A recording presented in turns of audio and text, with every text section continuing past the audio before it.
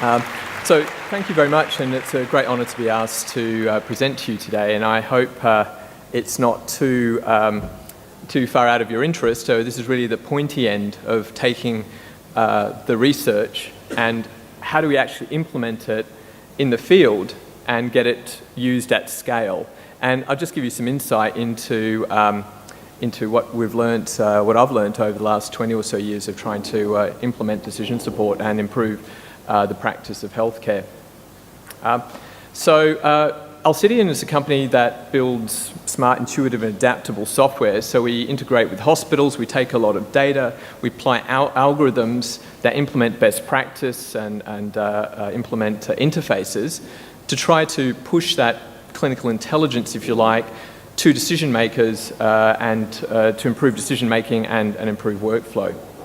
And that's a bit of my background, but I actually got drawn into this area 25 years ago when I was really fascinated with the idea of trying to integrate evidence with data, with expertise and patient utility for decision making. So if you like, at the top there, this is a probabilistic model built 20-something years ago, but up the top there's prevalence data, down the bottom is the evidence, the likelihoods, and this thing would then run a bunch of algorithms to generate posterior probabilities, and then you could integrate that with patient utilities. And so that stuff was done quite a few years ago. So some of this work had been built over the 80s and 90s, but I rudely found out, really, I guess it's not about the algorithms and it's not about the evidence that is going to get this stuff used. It's about the workflow. And that's a bit of a bummer for someone like me who'd prefer to work with machines than people, but that's the reality. So I'm just going to give you a bit of a brief overview of what the realities are in terms of the questions and the issues around evidence-based care, and you may know this, but I'll rush through it pretty quickly. What about IT as an intervention mechanism? You know, how effective is that? And then just show you some examples and very briefly touch on some of the things that Julian was also talking about, some of the advances in machine learning, which I think are going to start to play an increasing role. So I don't have a lot of time on this, but this is a game I sometimes play, which is, so what are we dealing with in the health system? What are the main causes of death, for example, in the US and other Western healthcare systems? We'll go through a guessing game. We don't have time for that. So you'd think cardiology's up there, cardiac disease, cancer. Well, it turns out the third biggest cause of death is preventable medical error in the US. Some recent studies of research have found out. So we're not doing that well in terms of a healthcare system trying to minimise harm.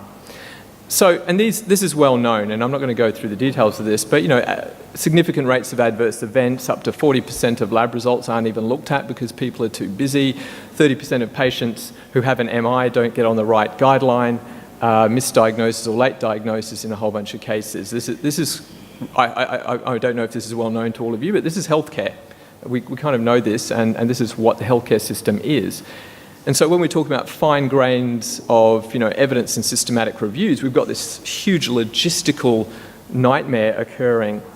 And it's going to get worse, isn't it, because of the ageing population and the increase of complex patients.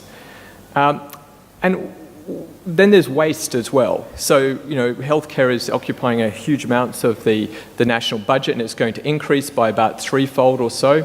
And at about $1,000 US per person, you start to lose the link between investment in healthcare and benefit, if you don't mind the proxy measure of life expectancy as an outcome measure. And so, there's a marginal benefit after a certain amount of time. Obviously, the US is an outlier. I'm sure in the next couple of years it'll get into a much more winning position and it'll be fantastic. But at the moment it's pretty bad. And there's all this variation. I'm just showing MRI scans, per thousand population. But you look at anything, cardiology or orthopedics or obs and gynae or anything, there's this huge variation. And it's not linked to outcome. Well, when we measure outcome, it's not even linked to that. And that's across nations, but then you look within a country and you look at the social atlases of any country, and there's huge variation in those as well. And this is before we get to the hard part of really complex patients. So clinical decision support was seen as a way of trying to improve practice and deliver evidence in a more practical way into work practices. And there's passive, which is showing up references or primary material or even guidelines, and there's active. And active is when data about the patient and the context gets incorporated, run across algorithms, and then recommendations are made on a personalised basis. And I'm just going to speak about the active stuff today. And I'm going to split the basis of this into two parts. One was around the mid-2000s and then more recently. And so there was a bunch of studies done in the late 90s and early 2000s which showed that computers are very effective at particularly medication, decision support, adherence to guidelines, dosing, reminders, pretty much most things except diagnosis. And that was done by a whole lot of people out of the Boston, Mass General, Harvard Group, Regan Street for Utah, where they had electronic systems, and they were able to demonstrate with pretty good evidence that they were effective. And that was very influential in influencing the health information societies, system societies, electronic medical record adoption model, or MRAM. And what that says, and this has actually been hugely influential and is still influential today. So people are spending, for example, here in South Australia, we're spending $500 million on an IT system to try to get up to level 7. We don't know what benefits there'll be, we're just trying to get to level 7, because that's a good thing to do. But the motivation for this is very positive, because it said, based on the evidence in the early 2000s, etc., that you're only going to get return on investment from your IT investments if you have decision support in a whole range of different areas. And that also influenced, in a significant way, the Affordable Care Act, or Obamacare, may it rest in peace, but because that got bodied in its associated acts like the High-Tech Act and in meaningful use that said you've got to put decision support in, otherwise you're not going to get certain types of reimbursement because it's really important to do it. So what's happened since then?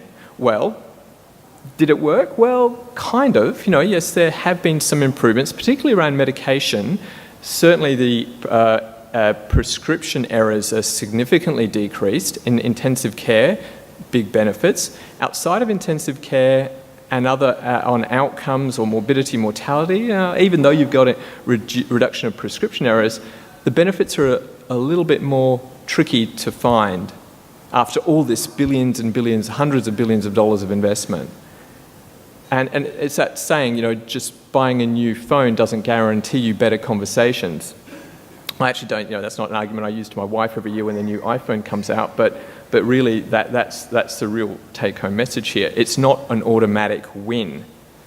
So why hasn't it been an automatic win? Well, I'd argue that a lot of those early studies were done by very enthusiastic, specialised people with good skills, and they had influence over the IT system, so they were able to integrate clinical decision support into workflows effectively.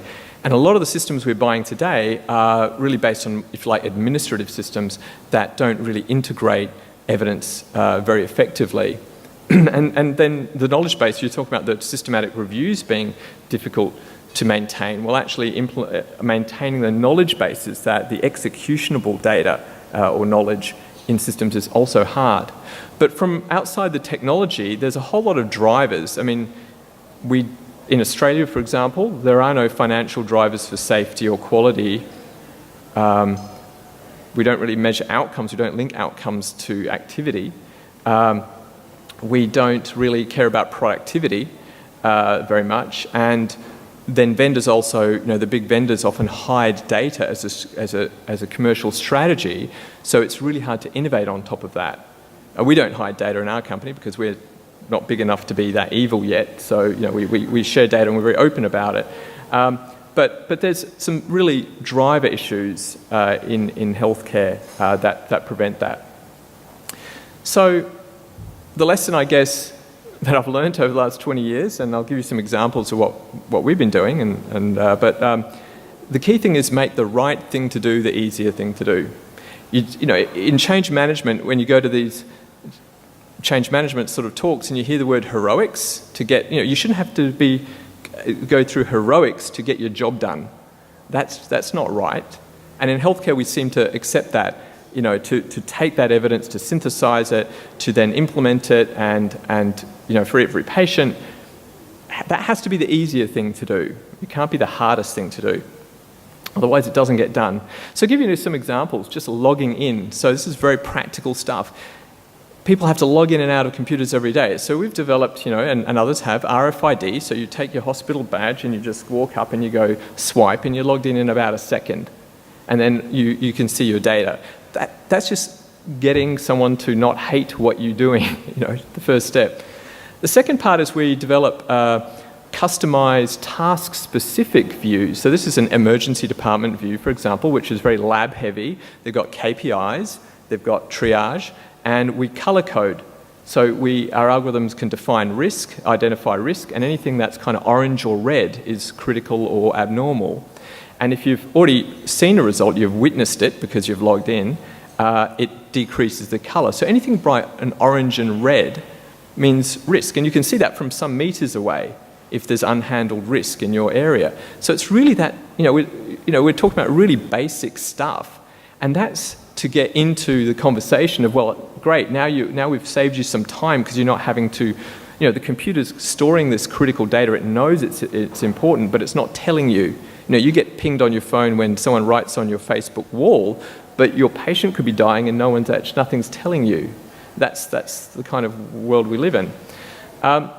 So this is just by improving the display. We've seen some benefits around length of stay. We manage critical results in terms of missed results and bring them back, and we've been able to get people to data faster. So that's just the basics. Then we can extend the conversation.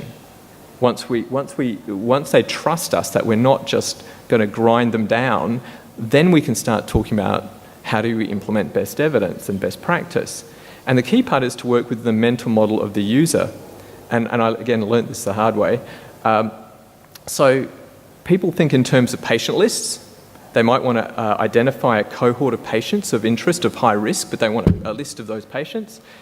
People love forms a lot in hospitals, like a lot. And they know about recommendations and orders and tasks, and we introduce them to risks. So we say, okay, this thing is going to now highlight risks. Who are at risk? And that kind of works. People are happy with that. It doesn't completely throw them out. And so this is an example of an iPad version of the software. You've got lab results, etc. And this is around best practice order sets. So we implemented the Australian College of Emergency Medicine and Royal College of Pathologists order set. So it picks up your problem from someone that's entered the data, suggests order sets. With a click, you can select the order set, and then you can click confirm. So that's kind of now running like 2-3 clicks in.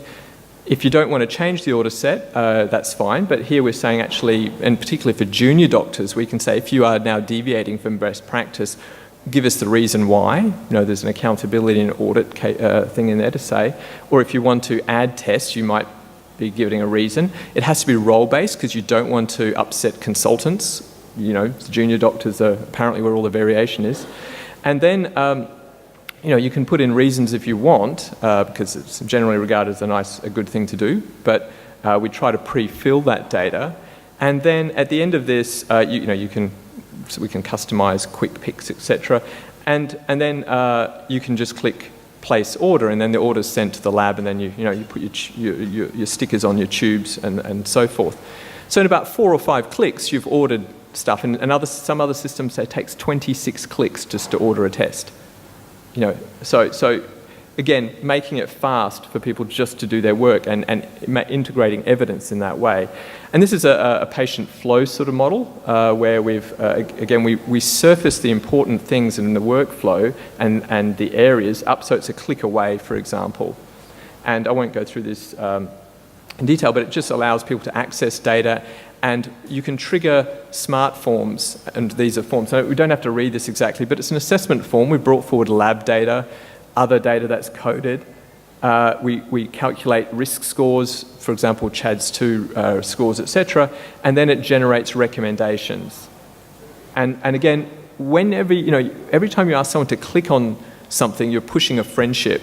And you have to say, well, what are you going to do for that person in terms of automation? right? Because, and it can't be too far in the future. It can't be just on discharge. It has to be somewhat, because we as people, we discount future benefits. So here's the state of play. So those are some examples of the efforts it takes just to get very basic best practice into systems that people will use.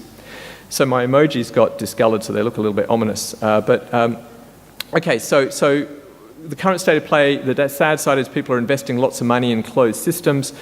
We have a skill shortage in helping take evidence into practice and that informatics. And we still haven't got to talk about patient preferences and how to integrate more individualised care. On the upside, IPA, so in Australia at least, we're going to be having for the first time quality financial drivers for quality coming in July, unless it gets scuttled politically. And there's, sorry, that's EHR data. I meant spell checker always converts it over. But Julian talked about learning health systems, and technology is very rapid. And I've just got a minute to describe this. But what happened around 2012 is that through a variety of different convergences, machine learning suddenly took off. So this is image recognition error rates and speech recognition error rates. And you can see around 2011-12, the error rates just dropped dramatically.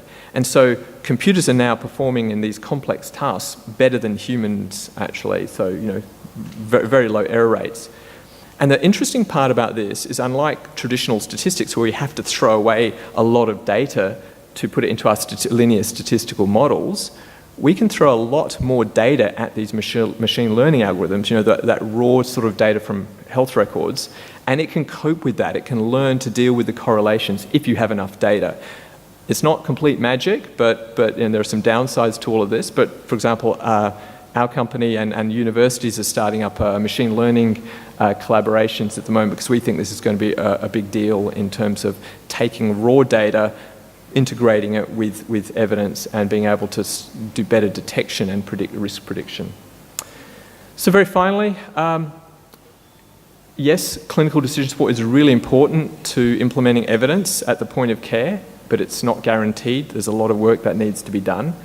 It's hard to innovate in health because of some of the financial drivers, but also the way vendors behave in the system.